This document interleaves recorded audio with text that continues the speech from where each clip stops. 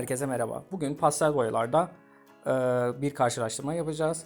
Bu karşılaştırmayı ilk ben Let's Marka ile başlıyorum. Let's Marka'yı mavi tonlarına sürdüğümde yağ bakımından oldukça iyi. Kaynaşması iyi fakat tam anlamıyla birbirine geçiş olmuyor. Belki el ya da pamuk yardımıyla bu geçiş sağlanabilir. Fiyat konusunda da uygun bir marka Let's Marka. Türk yapımı.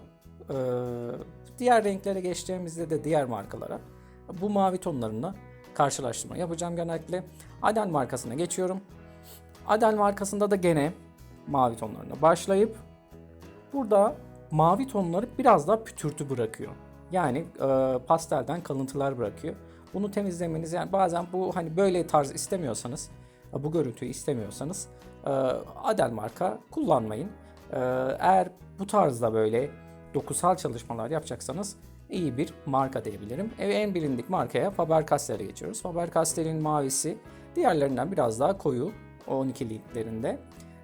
Ve geçiş oldukça yumuşak. Bakın hem Adel'de hem Faber'de de geçiş neredeyse görünmüyor. Hepsinde de aynı tekniği uyguluyorum, yani aynı hızda yapıyorum. Fatih'e geçtiğimizde ise Fatih biraz daha yağ bakımından az ve biraz pütürtü bırakıyor gene. Boyanın pütürtülerini bırakıyor. Kullanılan teknik biraz daha böyle kalem gibi. Pastelden çok böyle kalem şekli gibi, ama kaynaşması da gene oluyor.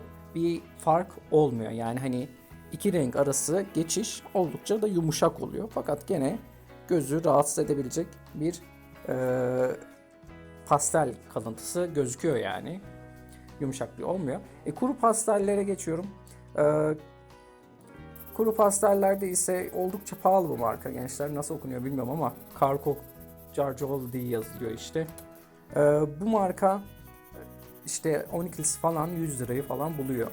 Ama diğer pastellere nazaran kalem olması daha iyi bir seçenek sunuyor insanlara. Daha iyi şeyler çıkartabiliyorsunuz. Çoğu zaten internette yapılan portreler.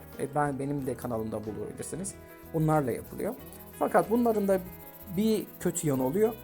Gene toz bırakıyor ve dağılma riski çok daha fazla. Bu dağılmayı engelleyemiyorsunuz bazen. Bakın sağ tarafta gördüğünüz gibi bu dağılma silgiyle silinebiliyor. Fakat gözü rahatsız ediyor ya da çalışmayı tamamen batırabilir. Çok dengeli kullanmak lazım. Ben genellikle yani yaptıktan sonra böyle temizliyorum ve temiz görüntü elde etmeye çalışıyorum. Gene Sudor'un toz pasteli var. Toz pastel yağlı pastellerle karıştırılmaması lazım, ama ben gene de örnek olsun diye size gösterdim. Toz pasteller biraz daha böyle tebeşir gibidir. Yani pastel yağ, diğeri direkt yağlı diyoruz zaten, ama tebeşir gibidir. Bu da çok canlı görüntüler elde etmenizi olanak sağlamaz. Daha böyle soft, yumuşak, belki arka fon olarak kullanabileceğiniz şeyler yapabilirsiniz. Parmakla da böyle bir dağıtma yaptığımızda ise renkler birbirine kaynaşır. Fakat diğer bütün yerler toz rengine, işte diğer renklere bulaşabilir. Burada da diğer yaptığım çalışmalar var. Bunların nasıl yapıldığını, hangi markalarla yapıldığını görmek için de kanalıma bekliyorum sizi. Kendinize iyi bakın. Görüşmek üzere.